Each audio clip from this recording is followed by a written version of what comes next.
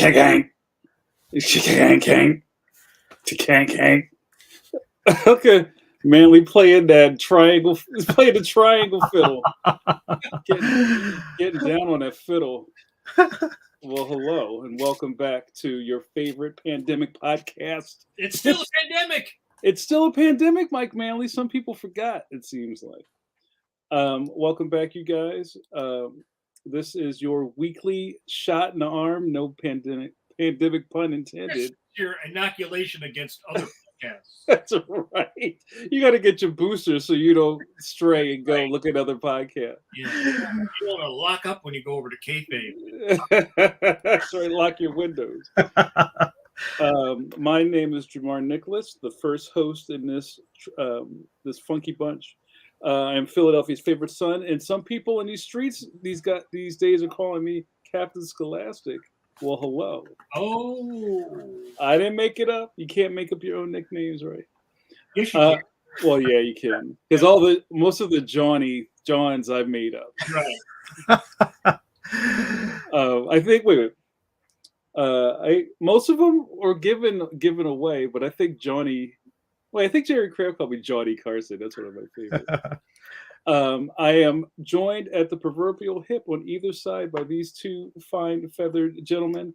To your teacher's right is my buddy, wash, rinse, repeat, Stone Cold Steve Conley. Hey, everybody. How are you, Nice Steve? to see you. Good to see you. Ringo Award nominee. Ringo Award nominee. Creator of the webcomic series The Middle Age, which you can read at middleagecomic.com. I'm going to launch right into it. I love it. That's right. LOL heart attacks. Hey, James, how are you? And also, I would be remiss if I did not mention the man on the bottom square, Master Chief of Comic Illustration, Michael Manley. Hello, Michael Manley. Hello, everybody. How are you, sir? Good. That's good. It's good to hear. We got our pencilers checking in.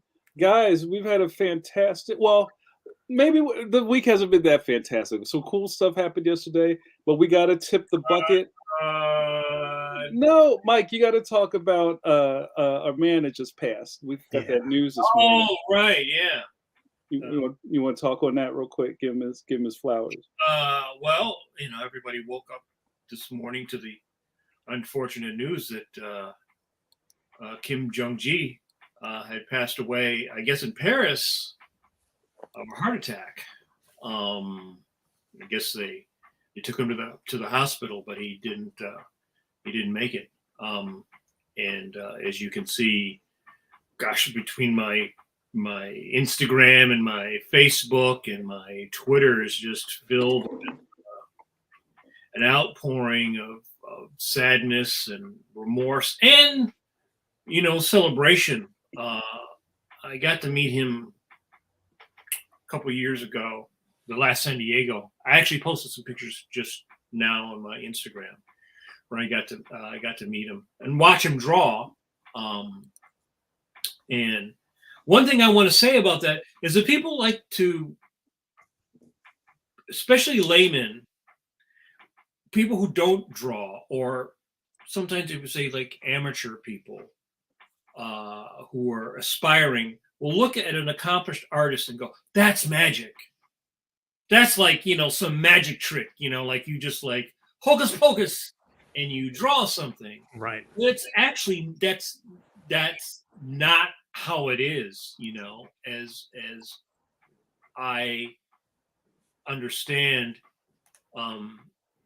He trained himself to do that, to draw from memory, right? Because it's recall. How a hand looks from all these, or how a pig or a horse or a human being, or he could draw jeeps and cars and all these things. And he is probably the greatest example, maybe that there will ever be, of the famous artist school, that school that was started by the illustrators in the 50s, of their axiom, which was see, observe, remember. because obviously he was always seeing, and everybody sees, but he must have been really observing what he was looking at to remember it, to be able to recall it the way that he did. And I think he trained himself to work that way. So I don't think it's like it's amazing and it's wonderful. I watched him draw because you see those videos of him drawing, and sometimes that stuff is sort of sped up. But if you watched him draw, you could see he would he'd draw something and then he'd go over it. And so you could see there was a part between where he would make this hand and then he would go over and do something over here. He's still drawing in his head. He's kind of visualizing, and as just that is dedication to one's craft. That is just an amazing example of somebody who really loved drawing. And maybe some people have perfect pitch, some people have an extra little bit of talent for something, but it's also nurturing that talent. You could tell that guy did that all the time. I mean, he was constantly drawing and working, and so it wasn't like he just got up off the couch one day and did this thing, Right. But yeah, it's very sad that he passed, especially the way that he passed. Yeah, it makes you. I mean, if it doesn't reestablish that every day is precious, something like the passing of this illustrative master kind of reinforces that. You gotta do your best while you're here. Well, it kind of reminded me of I had a friend who lives in Philly, a very good, amazing portrait painter, who riding his bike one day and basically dropped dead on the street. They were able to revive him, and it kind of reminds me of Mike Waringo, who had that condition with his heart that unfortunately he passed away from. The same thing that that actor John Ritter had. So you kind of wonder if maybe he had some undiagnosed heart condition. So yeah, it's but like a guy, like an artist like Mobius, I mean, there's like a bajillion Kim Jong-gi drawings that we will be looking at and rediscovering and discovering for the first time, because the guy was so amazingly prolific. Yeah. So to that point, and we'll kind of get this party started soon. We have all the time in the world. Is to think about, and I don't know if you guys think about legacy at this point with your stuff, or just, what happens after we're not here? Is that one of the great conceits of being an artist, is that your stuff may live on beyond you? Well, everything is rigged to my heart. So when my heart stops, everything, the detonators plunge and everything explodes. So, and it falls into the cave. So that sounds like the Star Blazers episode where Sandor was on the comet and he pulled into his joint. I think as you get older, I'm the oldest of the three. And yes, it does make you think about, I mean, here's the thing. You don't get to decide your legacy. That is something that's decided by other people, right? Like, you could be like King Jim-ji and everybody will remember you forever. Or you could be like so many super amazing, talented guys that, when we talk about this fairly often amongst my friends, that there's guys like Bob Oskner or Nick Cardy or certain artists that were really famous and amazingly talented.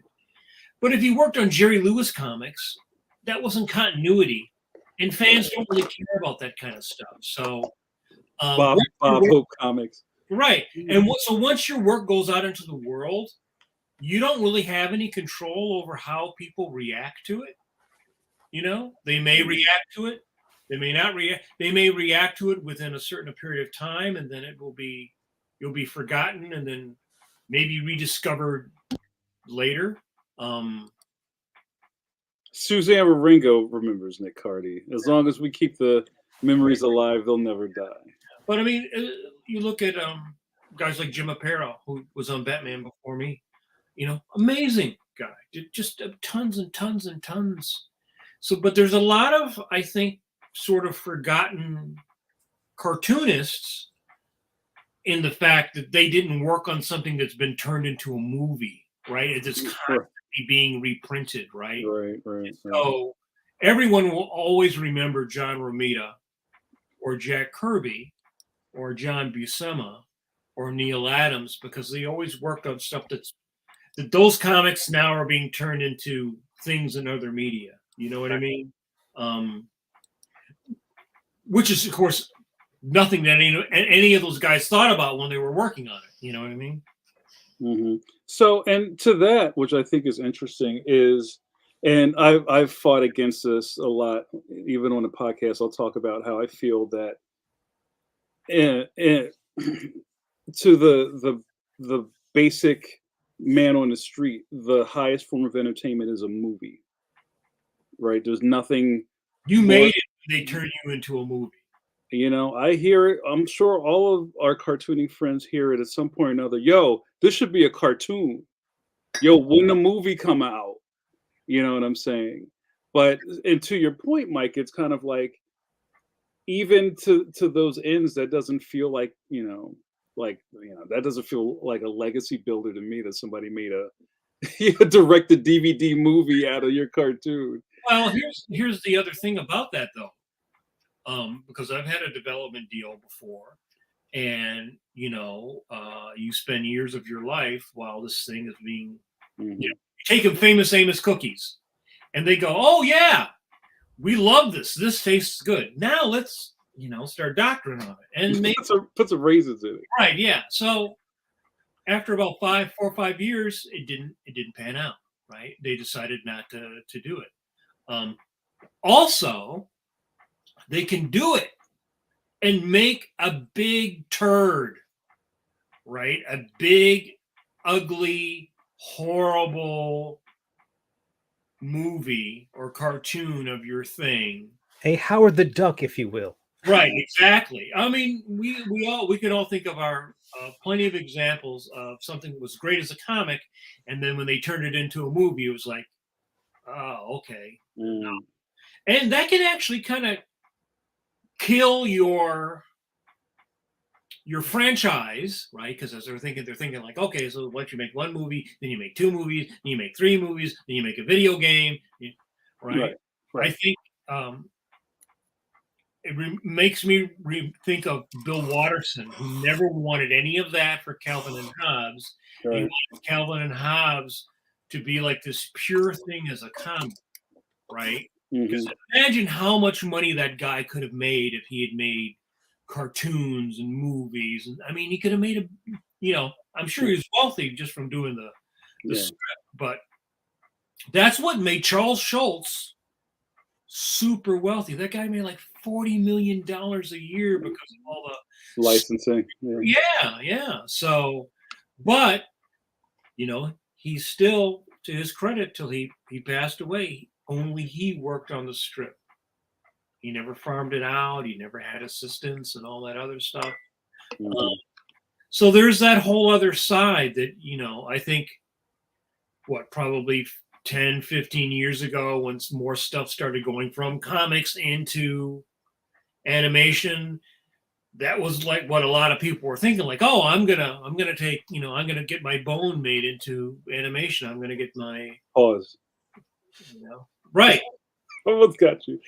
Yeah, and I mean, even Jeff having, he did this really great strip, kind of like the Bone cousins acting out the Charlie Brown and Lucy football pool, like over and over again. He kept falling for the movie football, and it was like, no, not anymore. And it's just kind of like I get it, and I understand that we all probably even get caught up in the fervor of wanting to see something on a big screen, but I don't think that's the end. I don't think that's the end game for me. Well, and usually your first time out as a creator, you have the least amount of say in how things are done, right?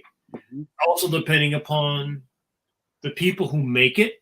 Like if the person who makes it really likes your vision? Or do they go, I want to take your middle age and I want to make a cartoon out of it, but you know, now he's a woman instead of a guy. It's not, that's so far back. Let's think of the 50s. Does he have to be middle aged? Yeah, does he have to? Yeah, exactly. Yeah. There's a lot of that. Yeah. How do you feel about that, Steve? The whole kind of like, the fervor for fandom to want to make your thing something that you didn't create in the first place. I think it's a nice thing for them to say. I think it's probably coming from a warm place that they're saying that should be turned into a movie, that they're excited for it. If they have any grasp of what the process is from the comic to the big screen. Mm-hmm. And they're certainly not saying, man, they should turn that into a bad movie. It's coming from a it's coming from a lovely place. But it's probably just tied to their, the understanding, the fame-centered, money-centered mindset of once it's a movie, you'll reap the rewards. They think that once it's turned into a movie, you'll be set for life, and or something along those lines, because that's where real success. I mean, wasn't that the way it was like ages past, Mike, where the illustrators who would do comic books were like, they really want to get to the newspaper comics because that's where the money was. And man, someday they should make that. You should be getting a comic strip. You're so good. It's, I don't know. I tend to think it moves in that direction, the direction of money. Well, back in the day, as they say, the comic strip was equal to the movies. Right. So Milton Smith or, any of those guys doing those great strips back in the day, they were as famous as were probably more famous than any celebrity that we have today, because, now everything's sort of separated. Like, you can be a famous rapper, nobody that doesn't like rap music would ever see or listen to. But in those days, everybody bought the newspaper, right? Right. Everybody listened to the radio, and everybody listened to the same 5 stations on the radio. Yeah. So yeah, it was the strip. The comic guys tried to get a strip. I think it's probably, I don't know. Even if let's say someone options the middle age, let's say it's going to be turned into a TV thing or a movie. My only hope would be, can you include at the end my Patreon link? I mean, I think whatever it is hopefully just a promotion for me to keep doing comics. So I never view it as anything more than that. Will not be that is not its final form. Yeah. I was waiting for that. Yeah. Well, that's spoken like a true cartoonist. So they punch you and your spine comes out and you fall down on the spine. That just reminded me of that old Three Stooges bit. I love depression funnies, where the fat aristocrats are all around some television, and they turn it on, and you see a waterfall. Oh, it's nice. Right, yeah. It looks so real. And the water comes out of this. Oh, it's so good. But yeah, you guys. So that.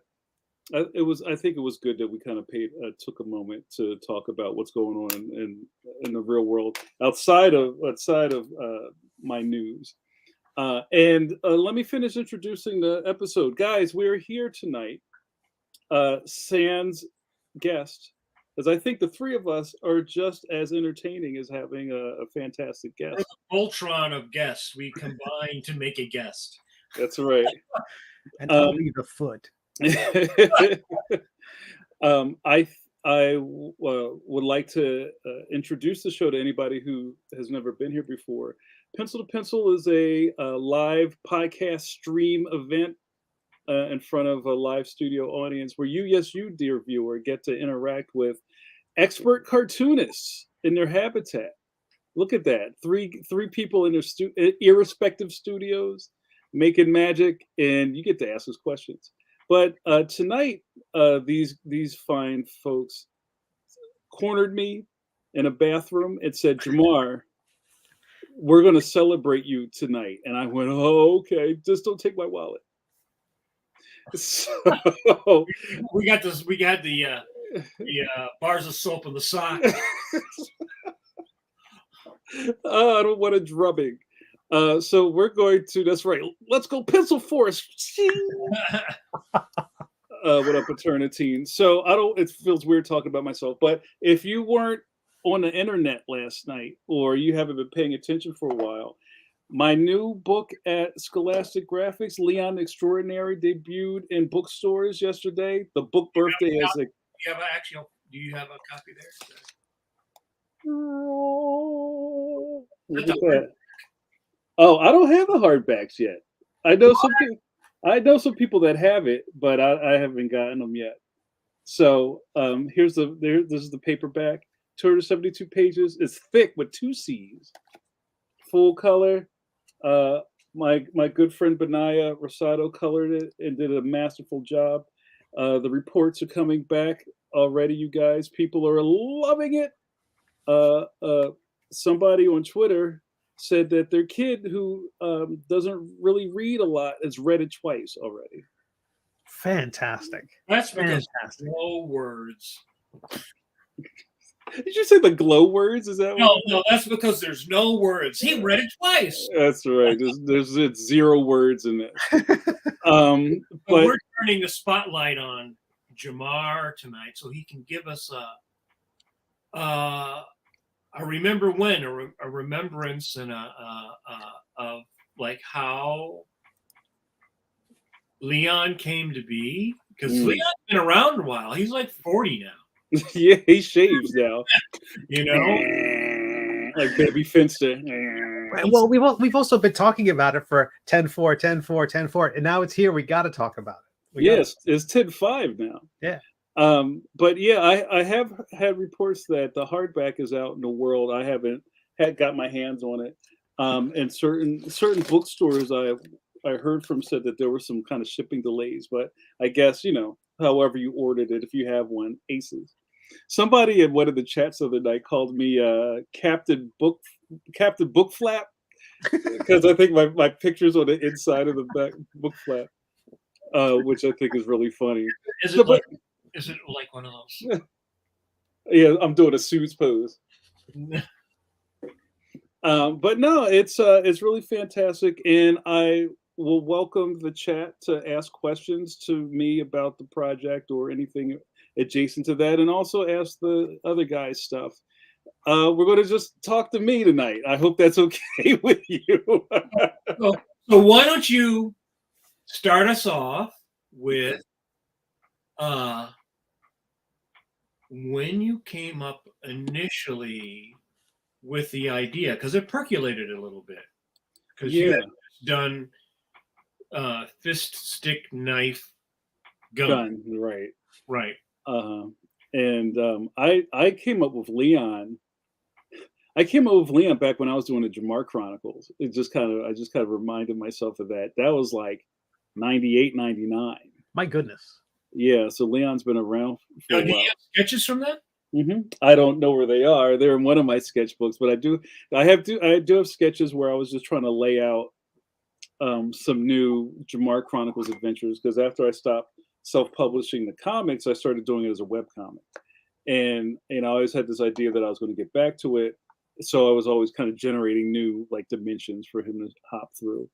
And for people who don't know about the Jamar Chronicles, that was my first self-published thing, where it's very Rick and Morty, because everybody knows what Rick and Morty is.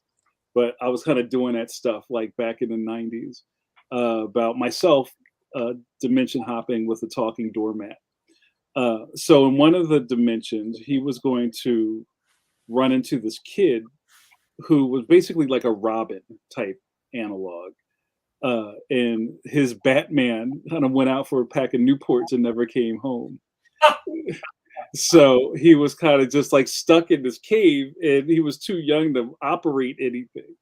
So he was kind of leaning on my character to drive him around and solve crime.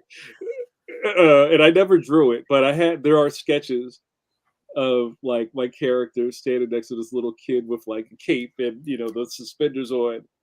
He might have had an M on his chest or something. He's just I don't do you think I know how to drive a car? You know, it was very like tongue in cheek. And you know, from that, we kept kind of evolving the character. I got rid of the daddy issues part of it. And then, Mike, if you remember years later when we were doing the Delaware County Magazine Right. strip, our friend Scott Neely invited us, Mike and I, to do a funny pages in this kind of like penny saver magazine. And my idea was to kind of flesh out Leon. So I was doing it was a monthly comic strip. It was a 4-panel strip that we did every month in color, and I got to play with the universe a lot, and I really dug it. Are those on your website at all? Are those? No, I think they used to float around on the internet because I think they were still connected to DCM because they had them online. Oh, okay.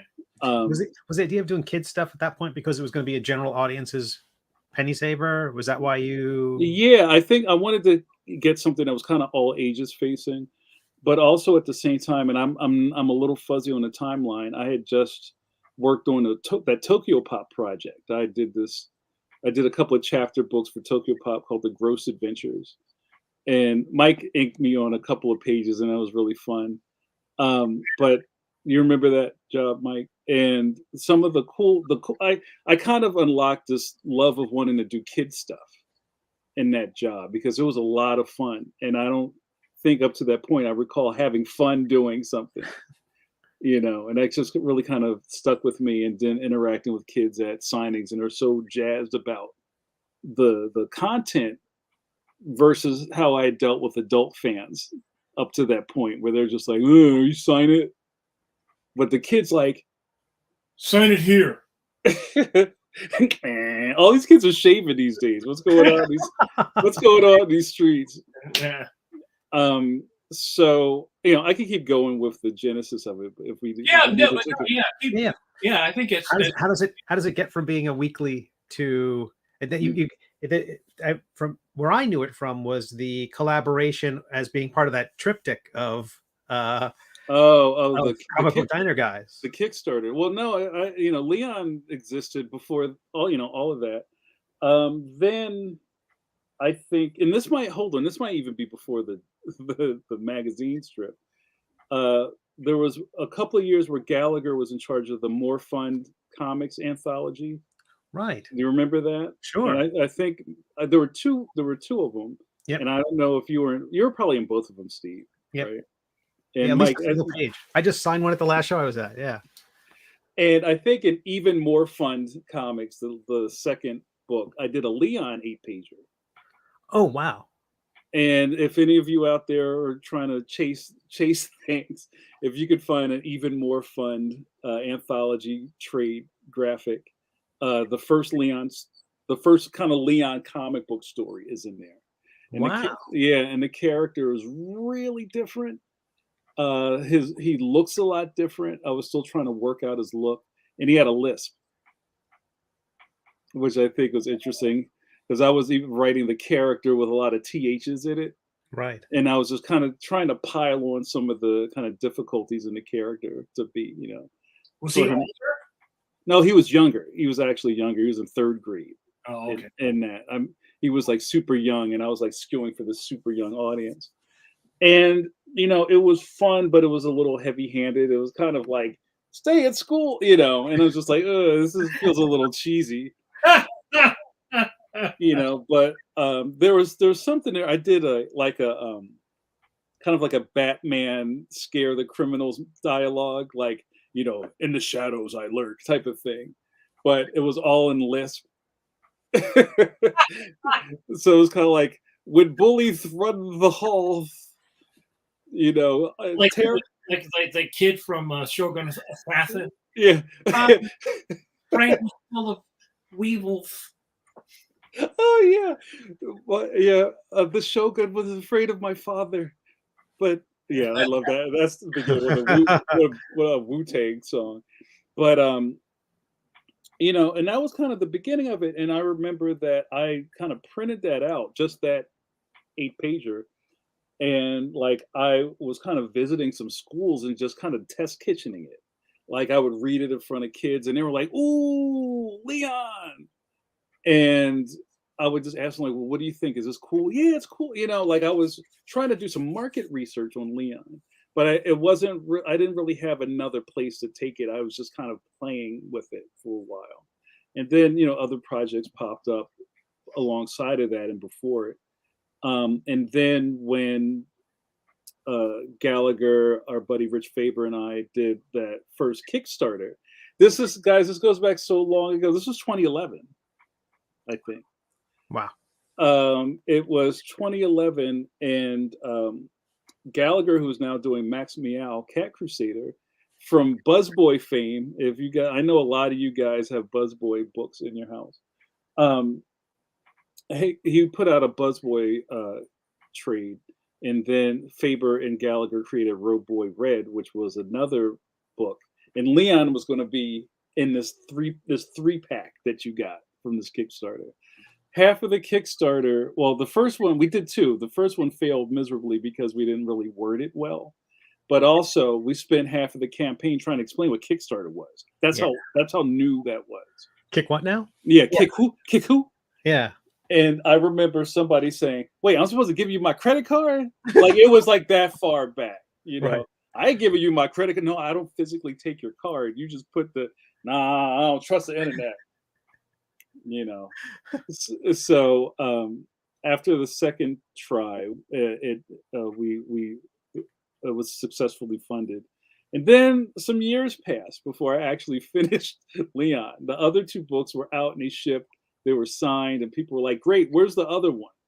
And I'm like, yeah, I gotta go to work. Yeah, I'll get to it." And Leon finally, after a lot of a heavy push in 2016, in 2017 it came out, and I fulfilled the rest of the orders.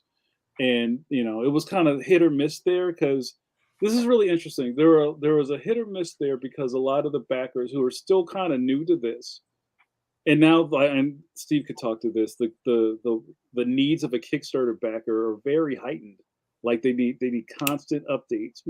Most of them, not all of them. There's some really patient people. They want constant F5 refreshes. What's going on? What's going on? What's going on? Is this book? Did it ship yet? Where's the book? And there were some people who were like not happy with me. Right. They were just kind of like, "Well, my kid's not in fourth grade anymore, so I don't even know why I paid for this." And I was like, "Sorry." And I said to them a long You can time, have more kids. "Yeah, it's just squirt out another one. It'll catch up to it." But I said, "Really, I guess you guys don't know my heart, but it's going to happen.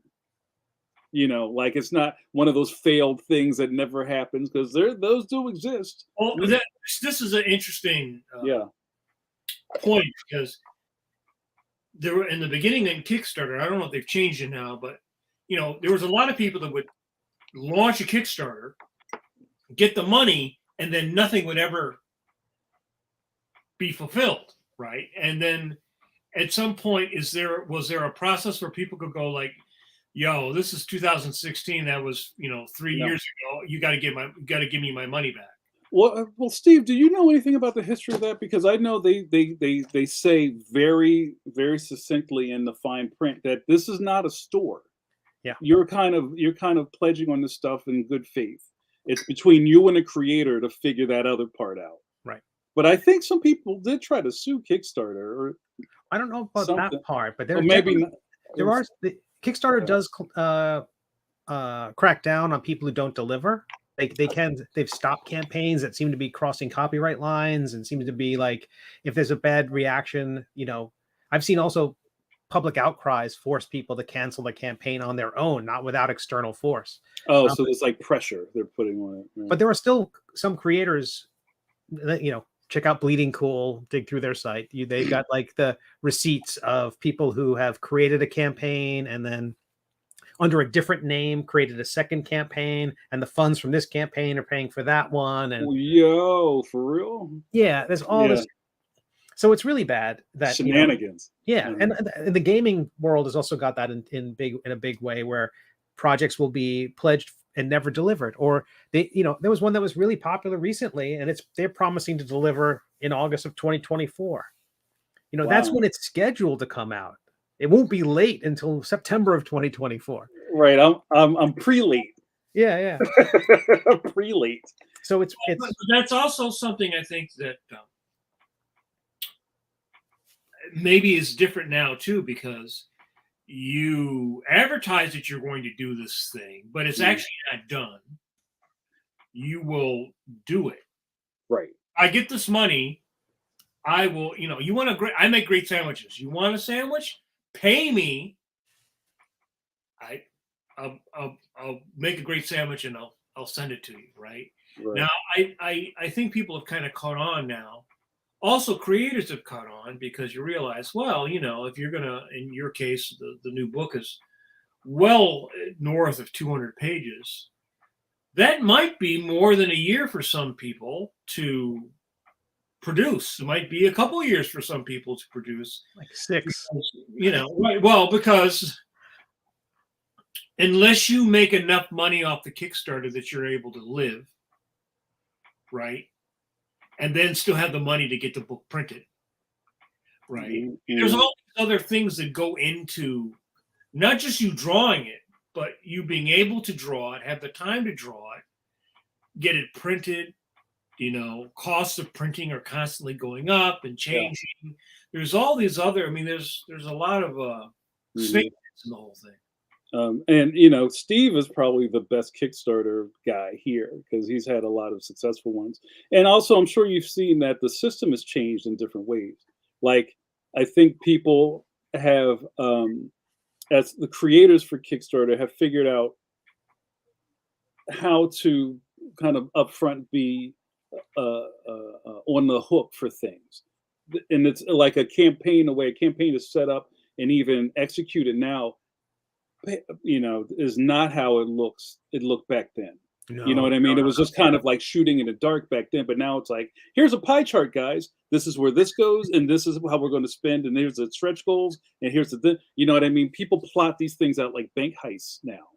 And I think the savvy Kickstarter backer knows, like, can sniff out a bad campaign before they even so it's not this blind, oh, well, I guess everything will work out. Oh man, I got burned again. I got to go to the clinic. Like, people, like, there's smarter shoppers now in Kickstarter. And there's a lot more campaigns happening all the time. So it's a lot harder for something to just percolate up in front of everybody else and then suddenly get a lot of attention and then crash. Because Kickstarter doesn't want that kind of bad.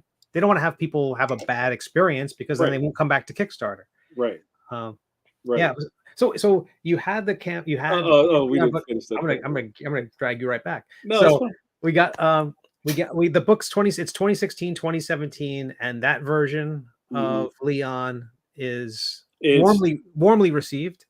Yeah. So this is the interesting part, and this is something that I try to tell people if they ask. So I finished the book. There's soft covers. There's hard covers.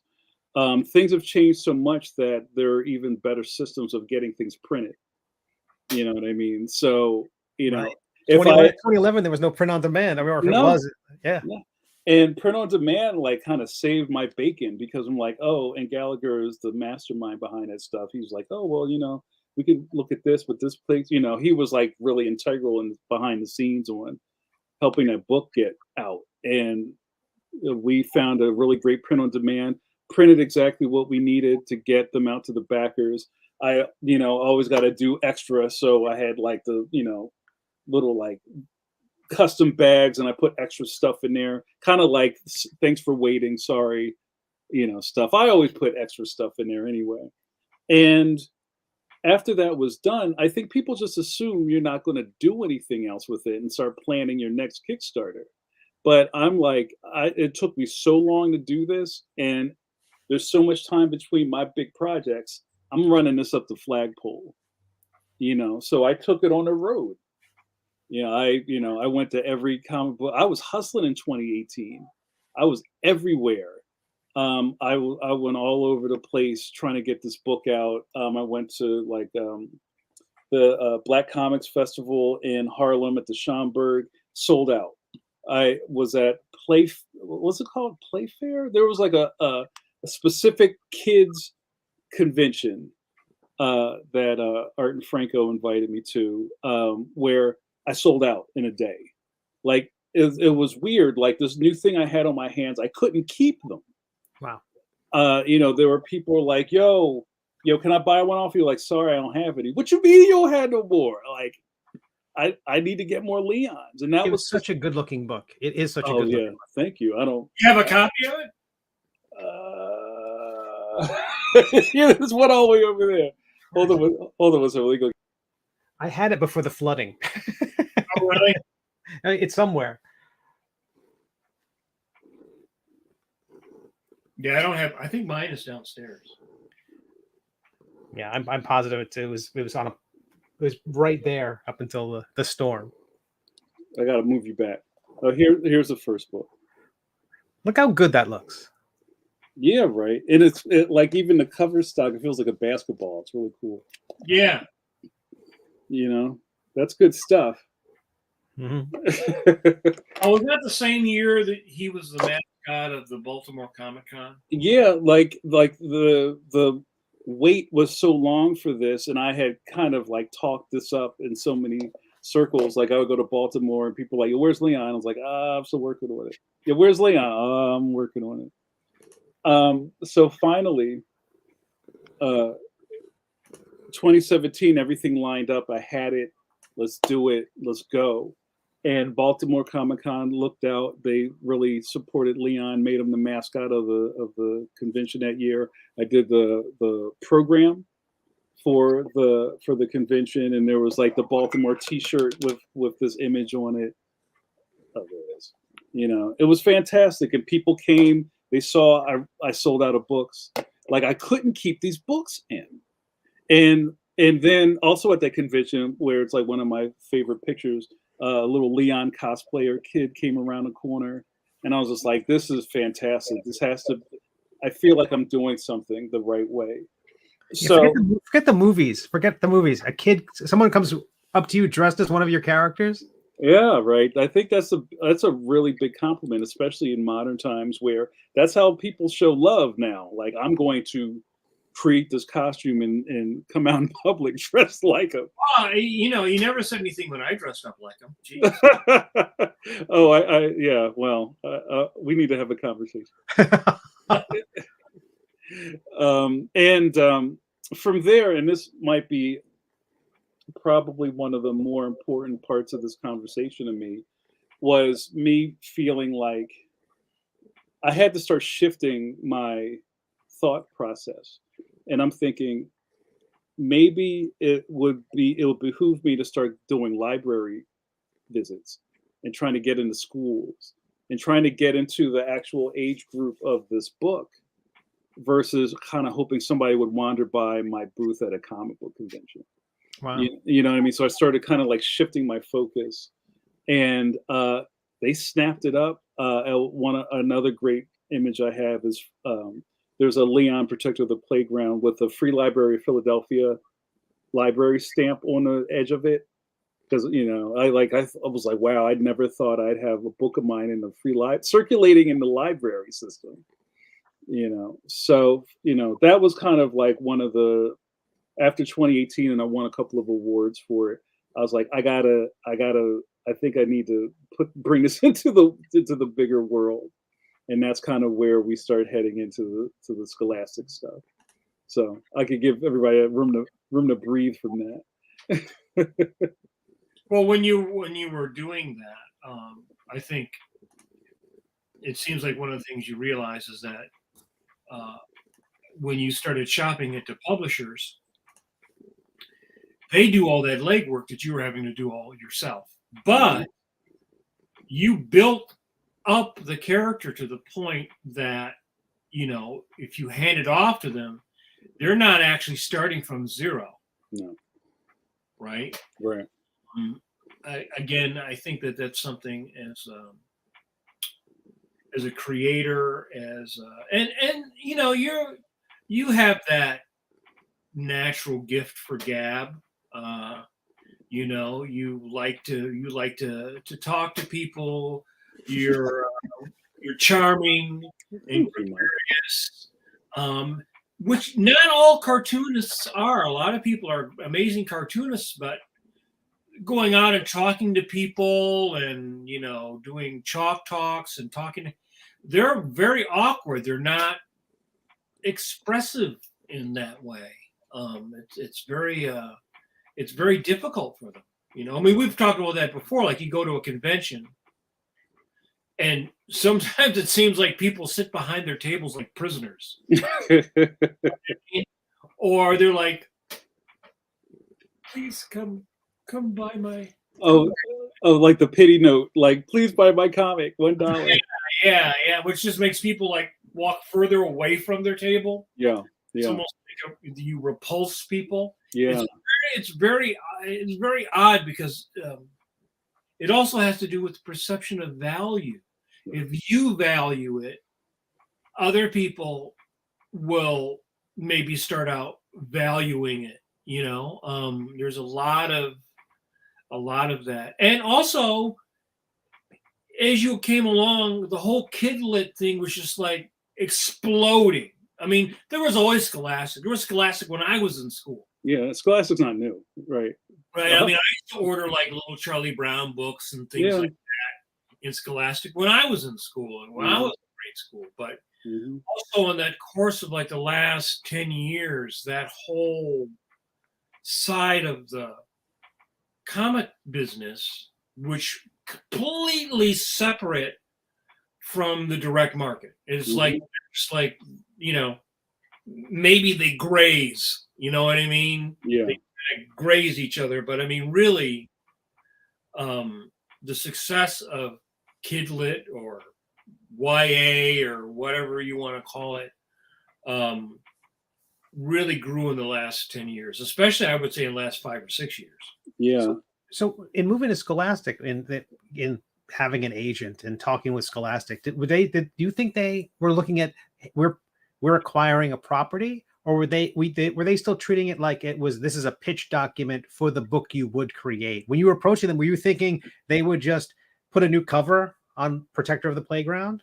No. Well, see, this is interesting because I did a run of trying to get Leon out in the world, and I got a lot of rejections. But I was also already in the middle of trying to get Protector of the Playground printed. So it was kind of like the horse is already out of the barn thing. Right. And I think really what happened with that pitch cycle was that, well, we don't want to publish something that you're about to get printed. There's really no place for them to insert themselves into the process. Right. I kind of figured that out for myself later on, and just kind of being in the space, and no one really articulated it to me that way, but just kind of figuring out how the sausage is made. That's kind of what I surmised. But there was a lot of either some of my rejections were very nice. Oh, this is great, but we're not really in the market for this, or not really doing the superhero thing. There was Were these a lot. letters, emails, meetings? There were kind of like emails or things kind of exchanged between my agent and myself. There was an agent involved already at this point. There wasn't gotcha. Yeah, I never just like showed up at the front door of Random House with a portfolio, because part of this world is, and I've said this to people off to the side, it's like I feel like in this new world you really need a literary agent to go into that space. You don't have to have one. They call that an unagented submission.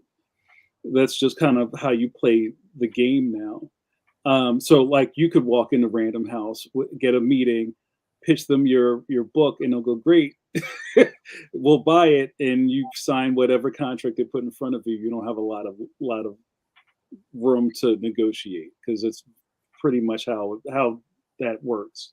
But when you have representation, it changes the whole conversation. Well, yeah, the representation also knows that like what they might say is boilerplate is not exactly boilerplate, right? Right.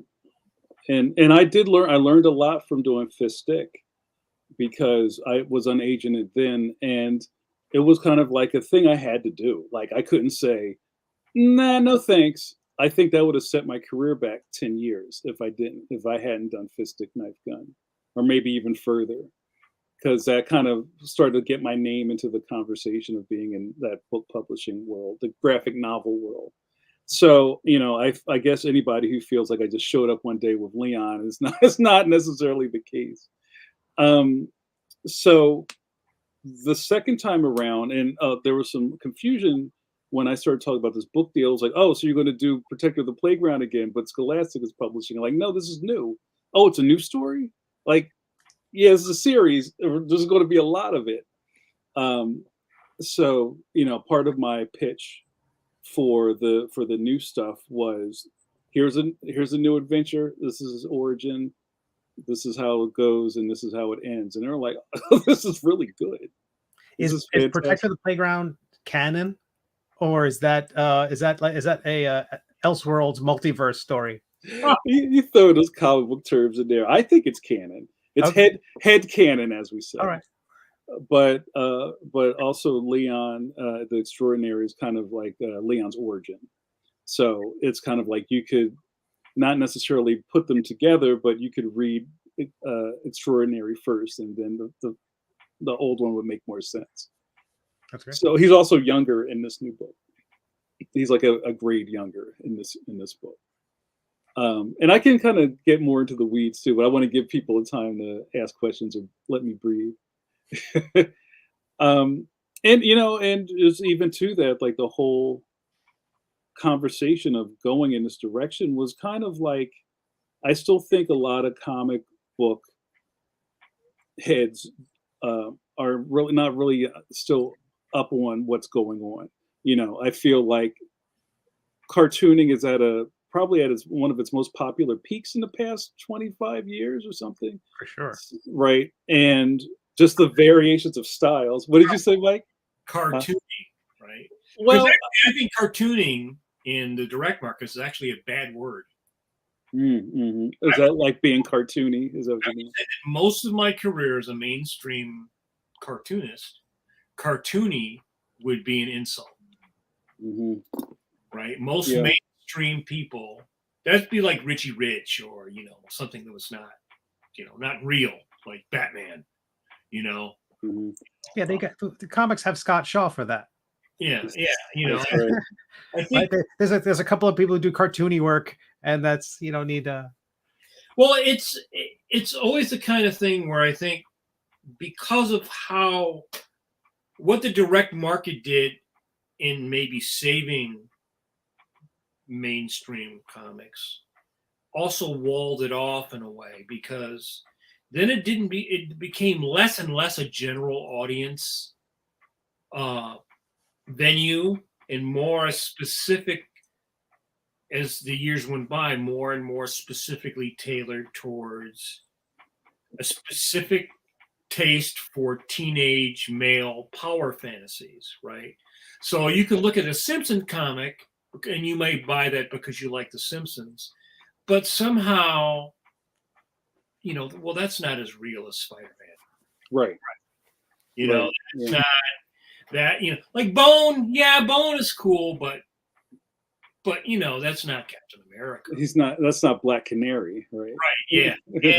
And I think in the 90s, when the business was the direct market was at its peak, a lot of people were making money there for like 3 or 4 years. That really bent things in a way that we're only kind of recovering from now. And I know there's a fair amount of contemporary artists, my generation, that don't get and don't like kid lit, don't like manga, don't like anime. They like,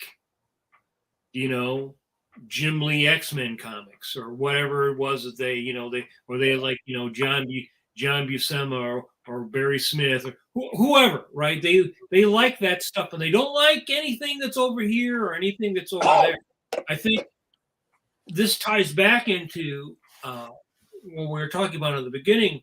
A lot of the artists that I grew up with in the 60s, the 70s, those guys did everything. They did westerns, they did humor. I mean, look, Gene Colan did fantastic humor stuff on Howard the Duck, but he also did amazing Dracula comics, right? Those guys are very flexible. Bob Oxner did amazing humor comics, but then he could do Superman or Batman or whatever. But I think that flexibility went on to the next generation, and tastes became very much like very narrow. Like I just like, The Dark Knight, or I just like stuff that's grim or gritty or realistic. I was about to do a pitch for my favorite made up comic book, Blade Claw. Of every issue, even the foiled. Right. Right. And so, I mean, I always liked humor stuff. I always liked cartoony stuff. I loved Mad Magazine. But I found that a lot of my contemporaries were not necessarily, especially people coming in that 90s era, hitting the ground. They weren't really into that stuff per se, right? They weren't really into cartoony stuff. And the audience really split. The retailers really split.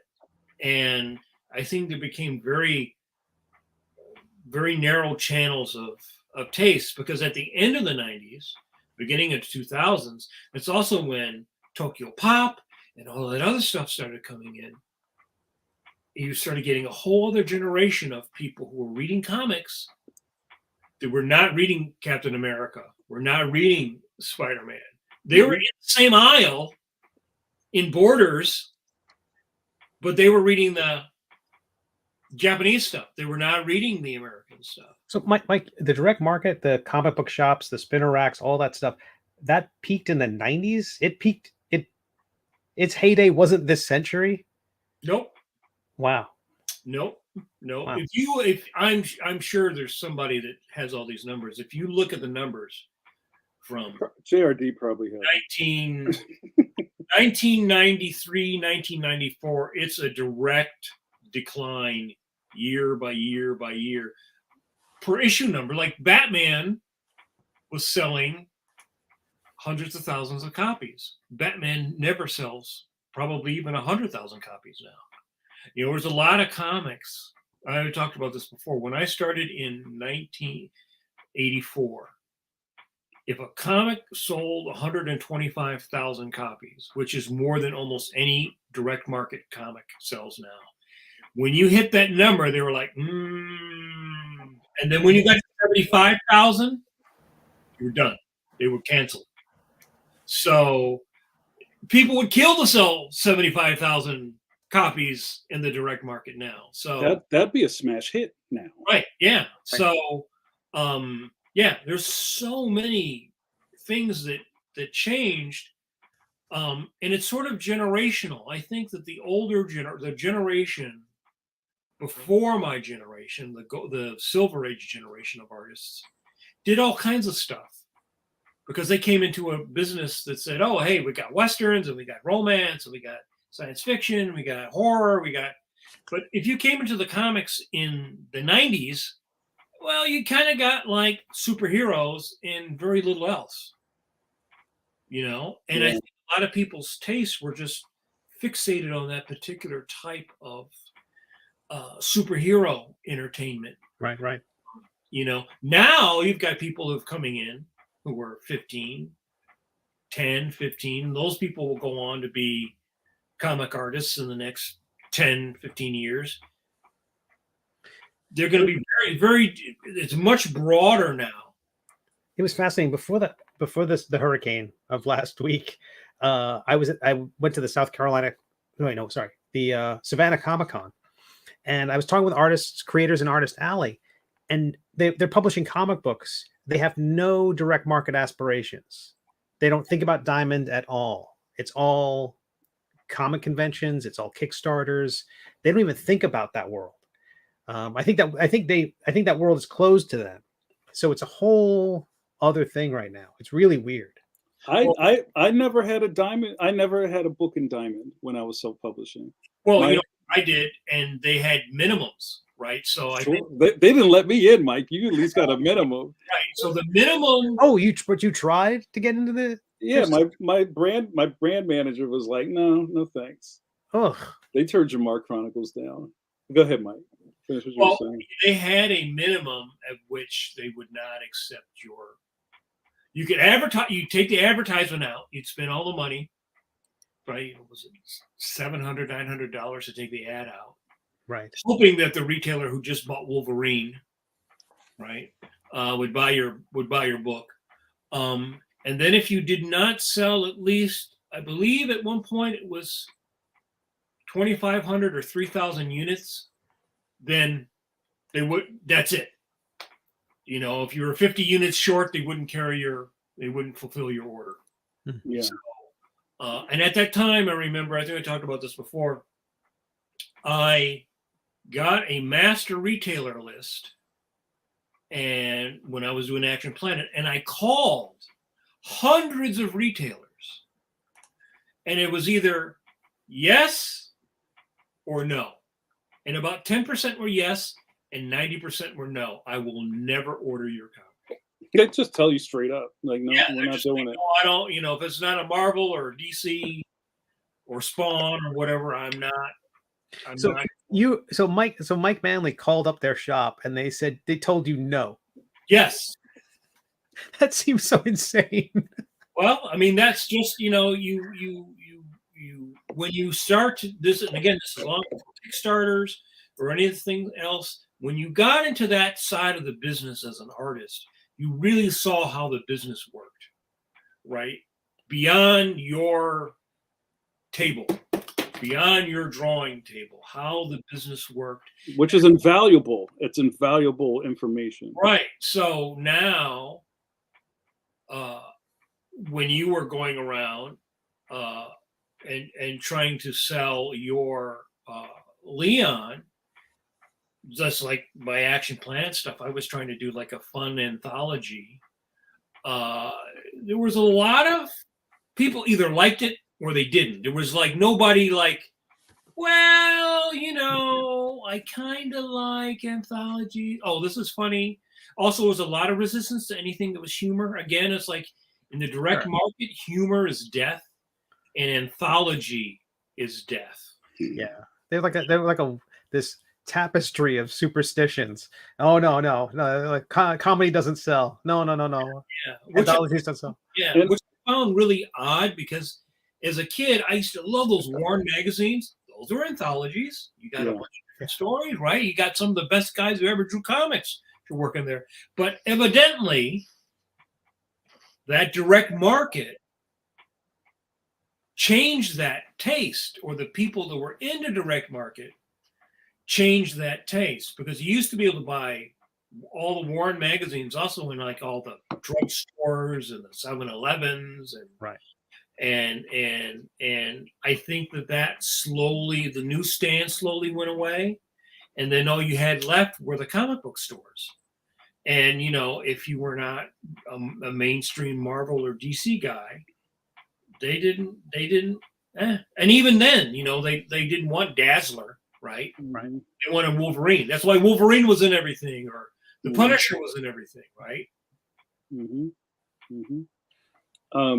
But just to push this ahead a little bit, what I think is really interesting, and I could be wrong, but I feel like the first Captain Underpants book came out in '97 or something. That long ago. Yeah.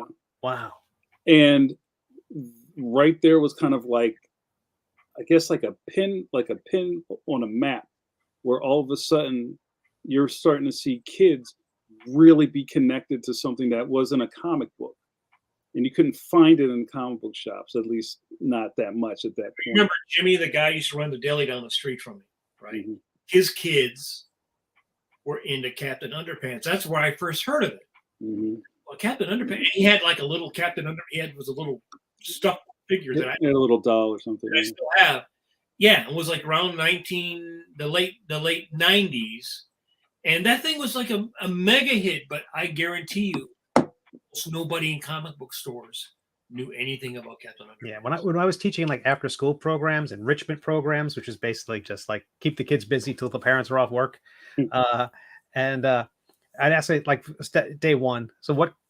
Who here reads comics, comic books? And to them, comic books were Garfield, Captain Underpants. They were books. They were books of comics, and none of them had I been. like the way they flipped it. They're books Yeah. of comics, right? And they had never stepped foot in a comic book store. They would never. Who would let them in there?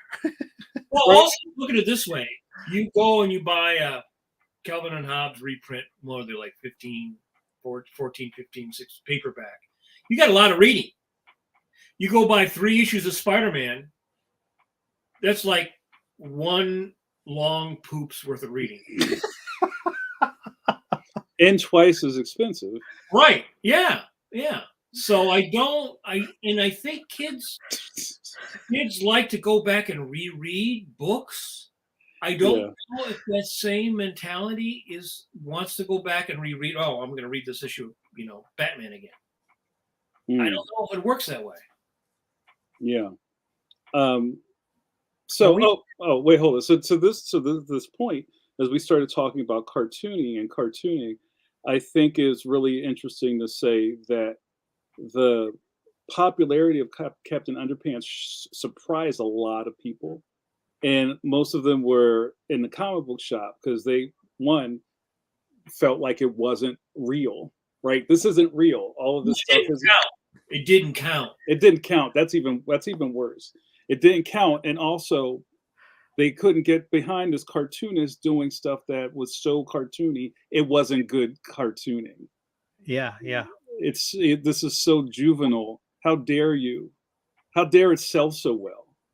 People were offended by Captain Underpants. I think I do remember that. Like some retailers would view it like, well, they're just fudging the numbers or something like that. Like it's not real. It's not real. It's like, oh, there must be like USA Today. They're leaving one in every hotel room every morning or something like that. Captain Underpants for every bunk, right? But I mean, it showed something really important to the market. Then is that kids do read. They're just not reading what you're doing, right? And I think people had a big problem with that. I think they still do. And it was at a time, I think, when comic books were getting more into that kind of protracted storytelling, where things were like moving at a more glacial pace, which I don't really think is a kid's time. It's less than a poop's length. Is that we're measuring time now? Please, let's not put a graphic at the bottom of the screen. Nakota says each book could have a TOT score type of what's the title of this book? Do you have a ring or no ring? Is there a ring? Oh my goodness.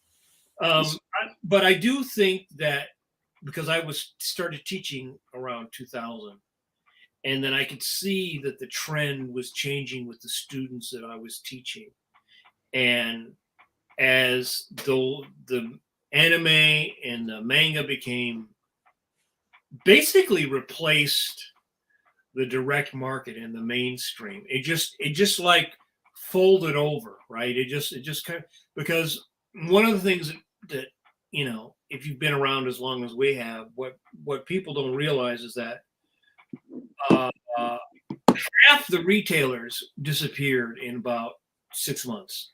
Right. Capital City went bankrupt. The other big distributor. It basically just left Diamond, and half the retailers who carried comic books went overnight.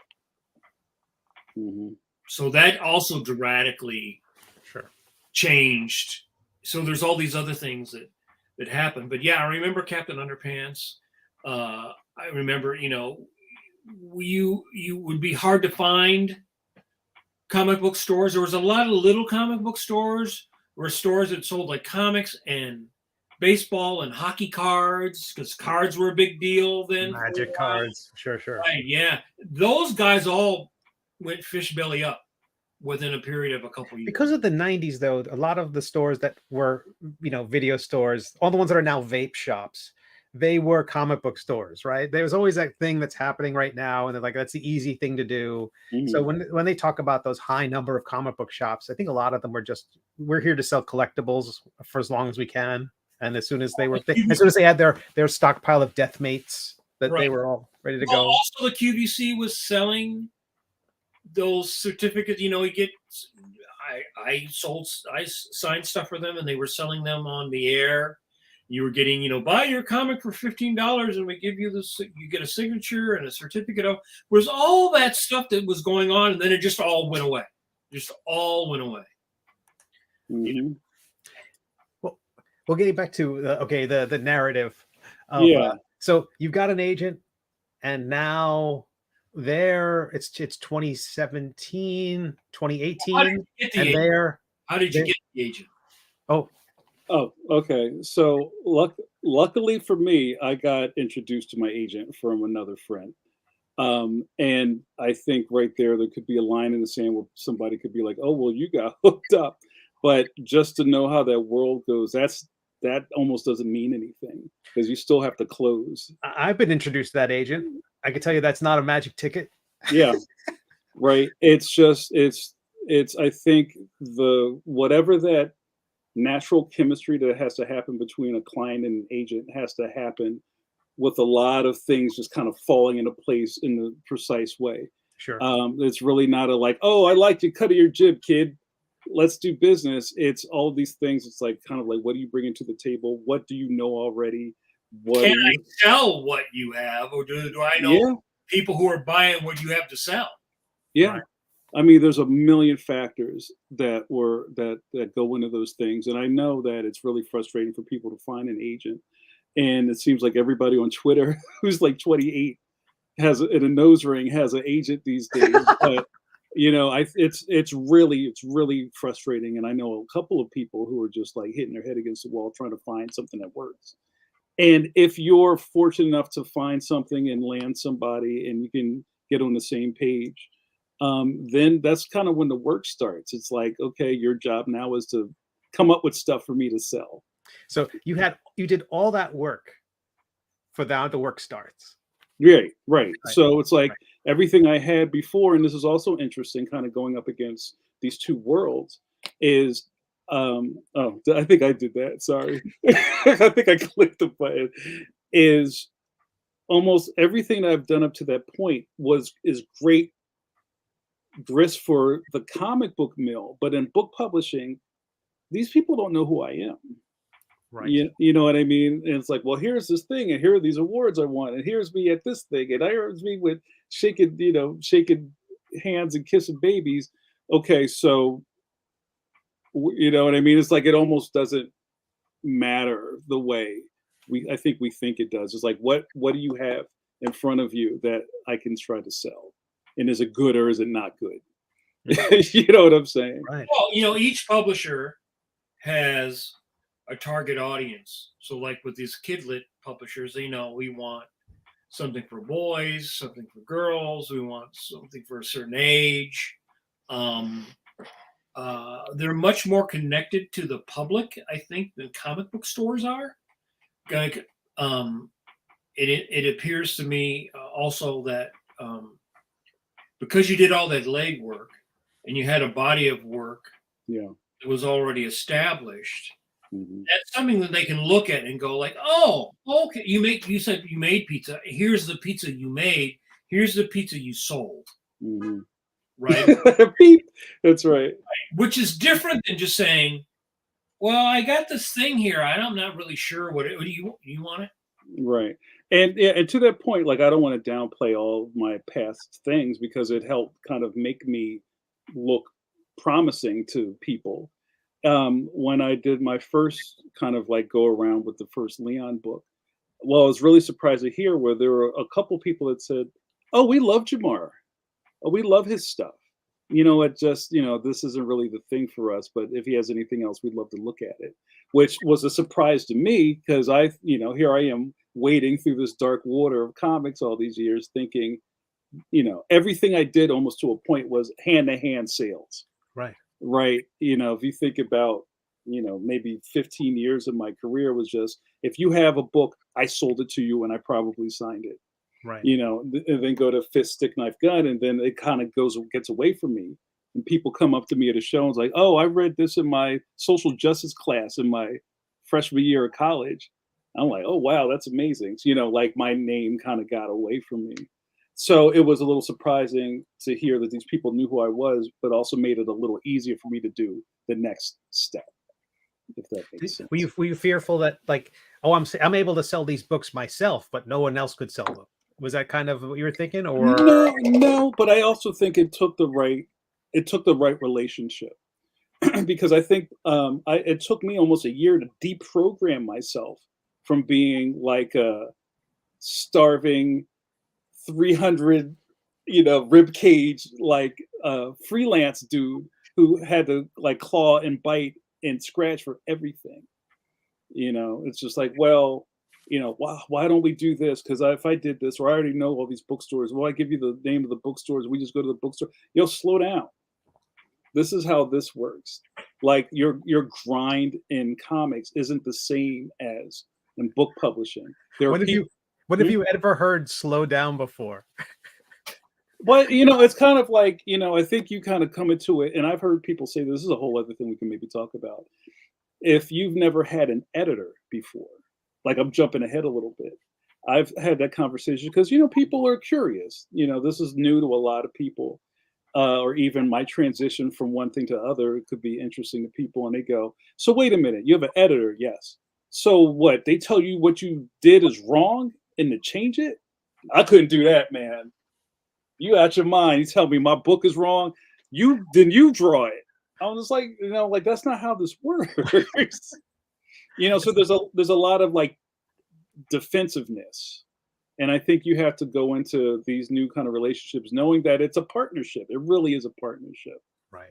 And it's not like they're, because I've, known you and followed you through this process. I've never had a conversation where you're like, fuck those people. That's the bullshit. Like you were mad. I mean, if they come back to you and say, this is unclear to me, or I don't know whether this works, or this idea is not, I don't know if the reader will get this idea. That's what you want. You want somebody to give you an honest opinion.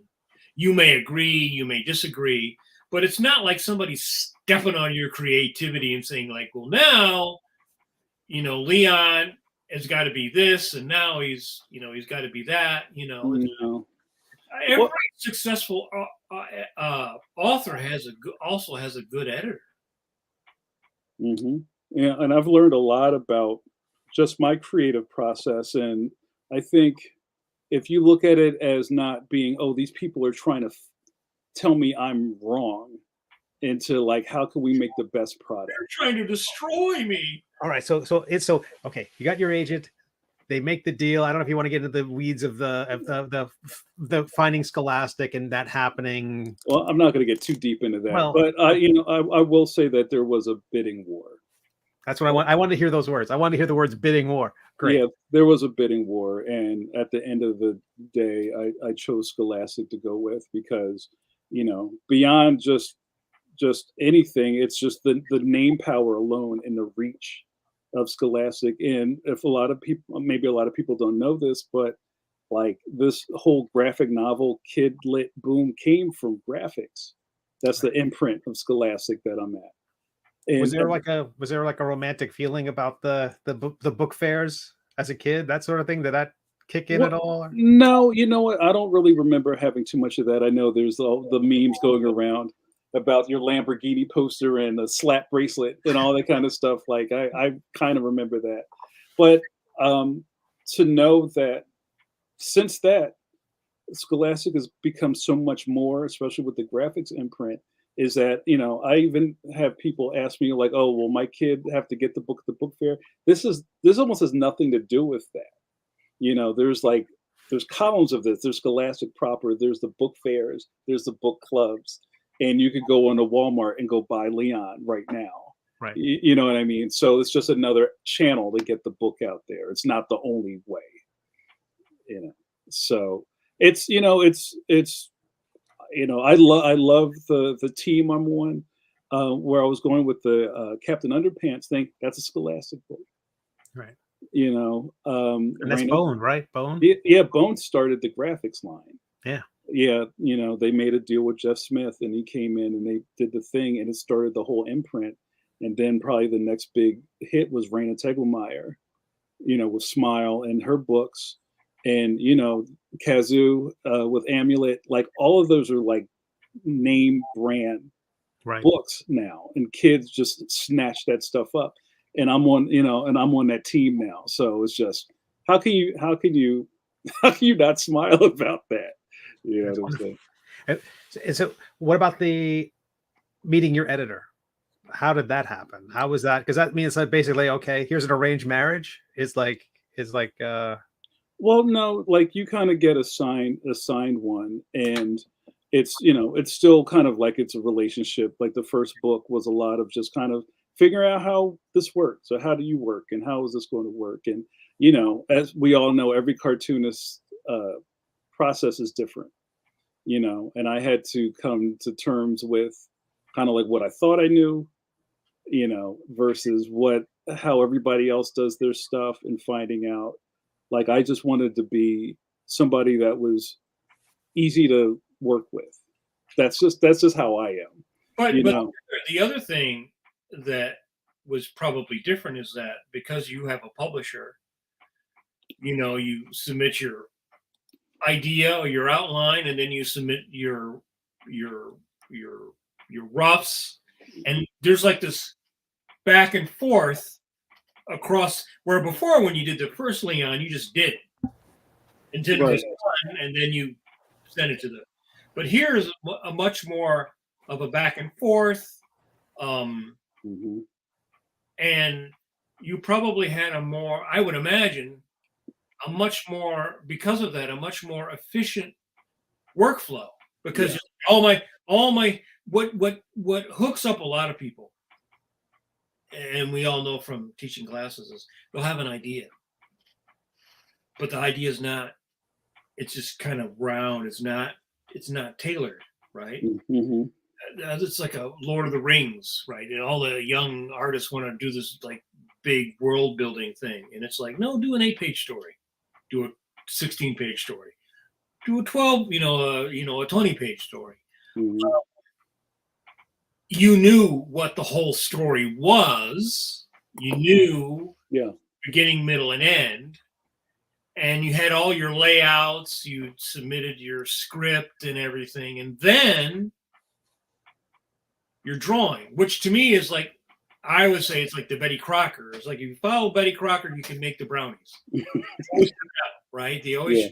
you do this, you do. If you suddenly decide like, oh no, I'm going to cook it at 3,000 degrees for 2 seconds, right? There's people who always do. They don't want to. No, no, no. I don't want to follow any formula. You're not going to trap me, my creativity, with a formula or a recipe. I'm an artist, man. I'm free range, man. You're not going to. And then they usually never finish anything. They get like derailed at some point, and they can never get back on track. Right. Well, I mean, I know a few stories, but I also, I try to do a lot of market research. I've always been like this, and it may not look like this, but we all know stuff here with the Pencil to Pencil podcast. And I looked at people who were really successful. I looked at people that I thought should have been bigger, and I wonder, how much of that is kind of just like expecting someone else to carry the ball for you Hmm. versus you stepping out into the traffic and trying to make something happen. I think part of my self-publishing hustle has probably been a benefit to me, or even, you've seen me running around with my head cut off for the past couple of months trying to promote this book. Is maybe someone else would just be kind of like patiently waiting for someone else to do that, and Right. then being frustrated when it doesn't happen the way they wanted it to, or thought it would look in their head. This Right. isn't what I thought it would be like. And I think especially the way social media works and all this stuff, is there's been a really big push, and no one's ever said this to me, it's just how it is, that a author has to promote their own stuff on top of what the publisher's doing. Yeah. You can't sit on your hands. Like that's almost death to just go, well, you know what I mean? I'll wait for them to figure it out or put something on the website. You know what I mean? Like you have to be proactive. I was just talking to a young friend of ours about that because when you started out self-publishing, there was no social media, right? And so you had to do everything you could to just kind of, like you're waving the flag. Hey, I'm over here. See me, hey, everybody. Right. Again, I think that a lot of artists of my generation were not good at that and sort of got spoiled in a way, direct market and whatever. But, you come to realize that you're right. If you don't wave your flag, they're waving the flag now because the book's coming out. Are they going to wave the flag in 6 months? Are they going to be waving the flag because there's a new thing coming out that they got to promote, right? You have to always wave your own flag because no one's going to love you more than you. Yeah, that's real rap. Right? And it's not. It's something that I think like you. I think we share that entrepreneurial spirit, but it was really obvious to me, all the way back in the beginning of my career, that you could be the top guy today, and tomorrow you're not. And they're not going to be, once you're not drawing the Fantastic Four or Batman or whatever, they don't give a shit. They're not promoting you. There's nothing for them. There's no reason for them to promote you. Right. And now with social media, that's the other thing about the generations of artists coming up, is you also realize that just having 100,000 followers does not necessarily mean there's just 100,000 people who are going to buy your book. Super true. Right? Super true. If the old model of direct market holds true, a through line through social media, 2% of your followers are the kind of people that will invest in buying your product, because all that junk mail you get in your mailbox every day, they're expecting 2% to be successful. Like this AOL disc I just got in the mail today. Right, exactly. Right.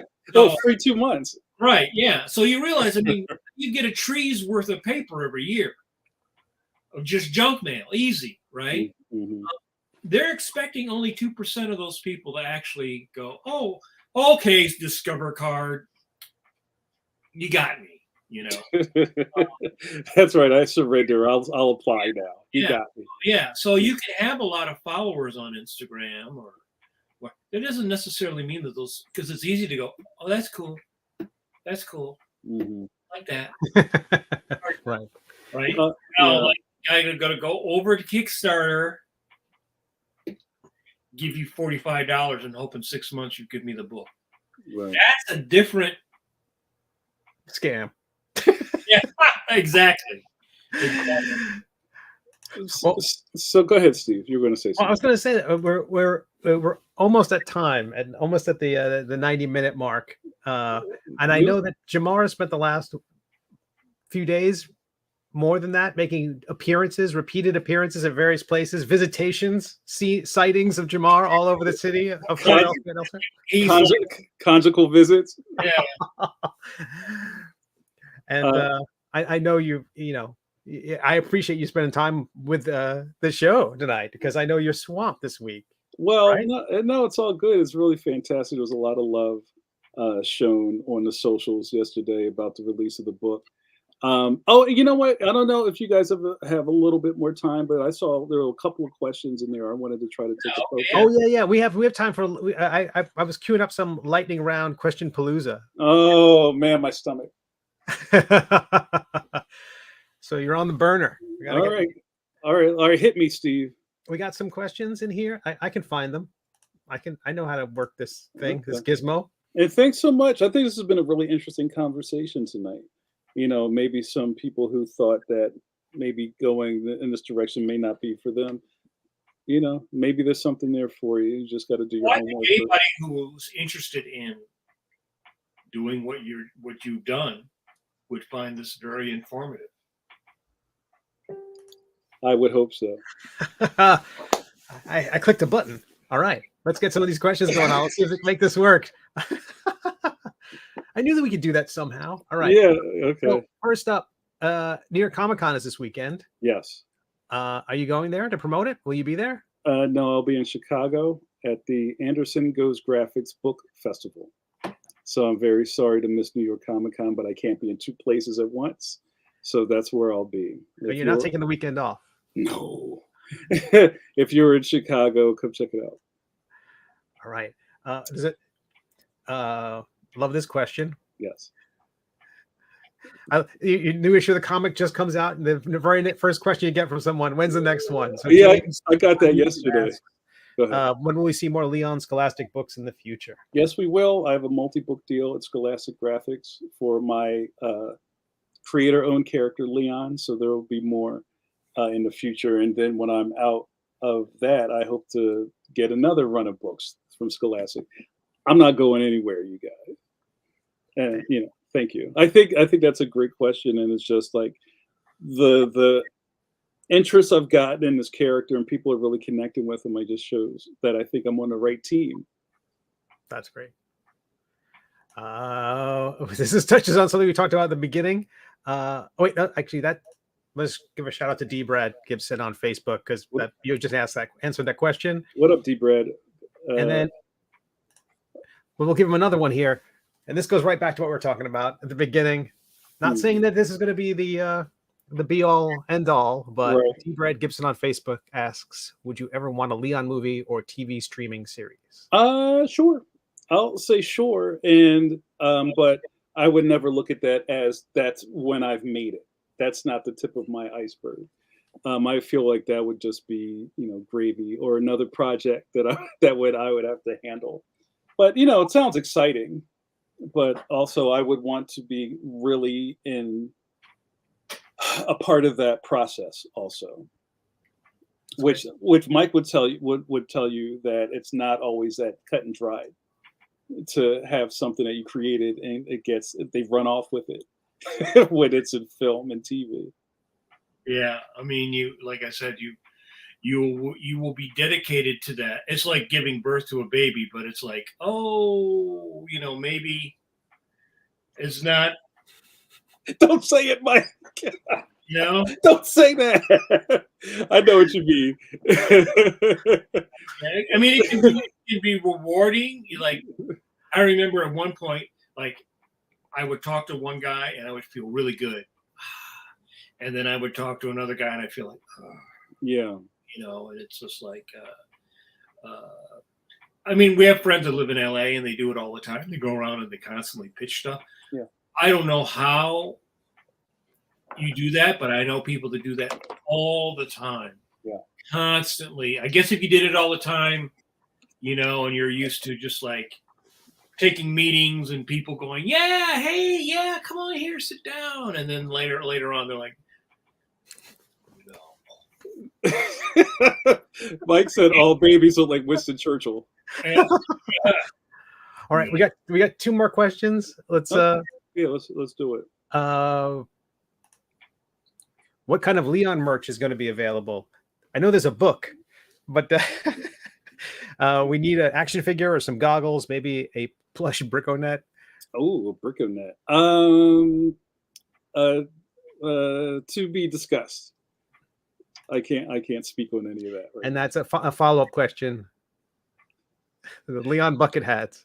You know what? I don't know if you heard about this, Steve Conley, but there's a new thing happening out in the streets. It's called the Bucket Brigade. I've seen pictures of people rocking the bucket hat, and they tip the bucket to me. So I saw that you started that trend a few decades ago. I saw the baby photo you shared. Yeah, I've been rocking this look since the cradle. So, but no, those are really great questions. Well, time will tell. What kind of ancillary products come out of Leon. But you know what? Things like that happen if you guys keep turning up the heat. Buy more books, tell more people about it. Make sure your librarians carry it. If you don't have kids, buy one and give it to a kid down the street.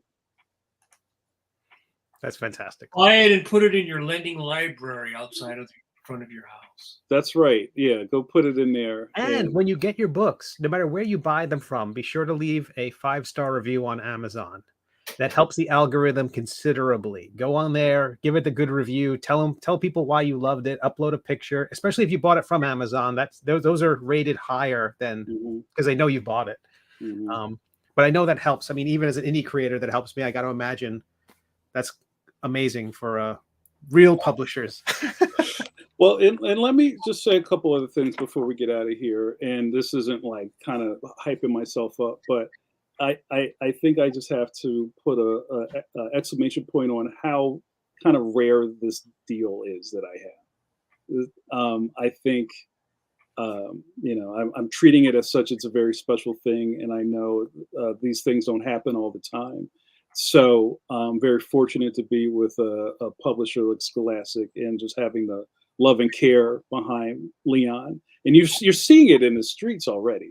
I'm getting great reviews. I got a starred review on Publishers Weekly. I'm on a Book Riot list. There's a lot of lists. There's lots of lists happening. There's lots of reviews happening. And I feel like I feel like you could do this, but you got to put a lot of homework into it. One thing that I think is interesting is if you're not really up on the book world, you're not really sure how this stuff works, you should start reading Publishers Weekly. And Publishers Weekly is a weekly magazine that comes out about what's going on in the book industry. Like sales are up this quarter, print is down, or Simon & Schuster tries to buy this other company, and this author is having it. Like you kind of have to do your market research, just like we did in comics when we first started. Right, Steve Conley, right, Mike? You have to know the play field before you step onto it. Oh, thank you, Tim Fielder, and whoever's cat I hear in the background. Sorry about that. Sorry about that. Right. He's cheering for you. He's saying, Leon. That's fantastic. But yeah, thanks so much, guys. And I don't know, what is it? You got to read it, Steve, because I feel weird reading. I had the cat screaming. Jamar is the biggest overnight success after 20 plus years of work in the trenches. Well, thank you. I appreciate it. And, it's really great. I've been doing some school visits and the kids are just excited. And, at the end of the day, that's what all this is for. We just want kids to read. I want Leon to be in kids' hands. And, that's how we're changing the world. It's fantastic. So thank you guys. Oh, and now talk about Leon Tober and... Oh yeah, and I'm already behind on it. So we started a Comic-tober, and the new thing since kind of Inktober kind of got put in the corner on timeout. People are kind of taking them on themselves and make their own tobers, right?